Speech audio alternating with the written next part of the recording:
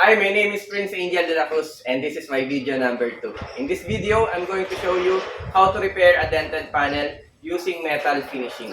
So before we start, as you can see, I'm still wearing all my personal protective equipment. I have my goggles here, my ear muffler, my K95 mask, my overall, my cotton gloves, and my safety shoes. So in this job, the tools that I'm going to use is a grinder. I have my grinder here for removing paint, my dolly, my hammer, and bumping file. And I also have my body file. And of course, my sanding paper here and my sanding block. Okay, so we can start now by removing the paint of this dented panel here.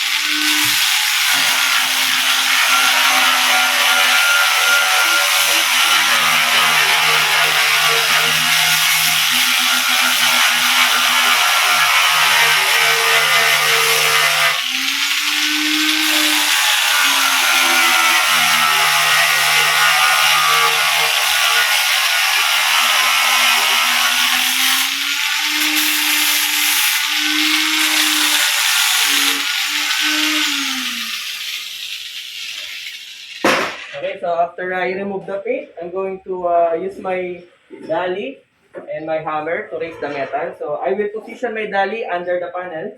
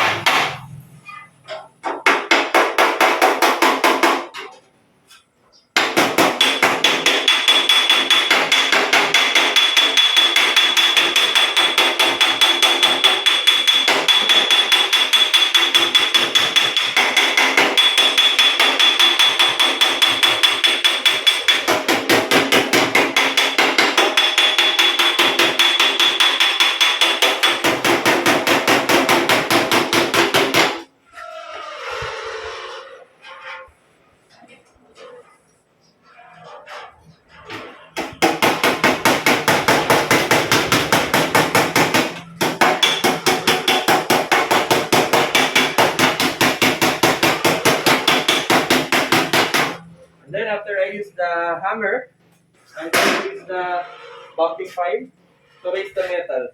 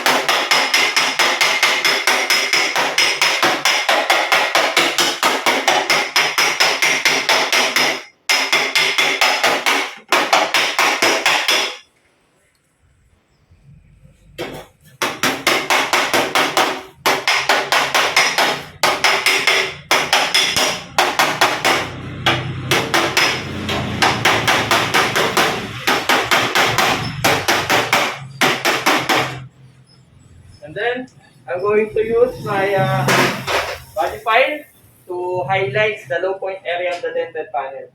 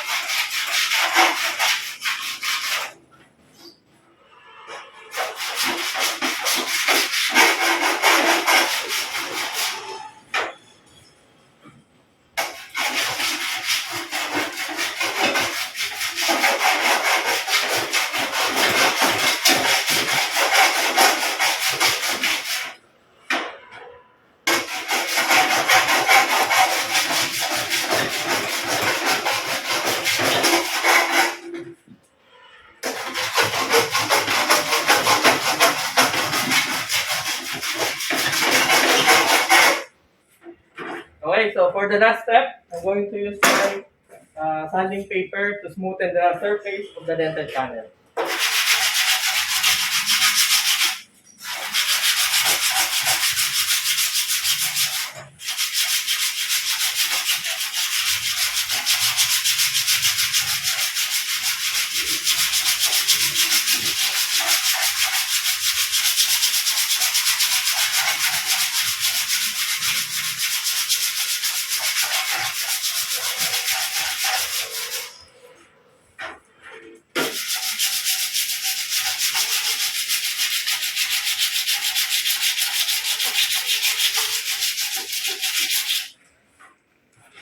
Okay, so that's it. That's how I repair a dented panel using metal finishing. Thank you for watching.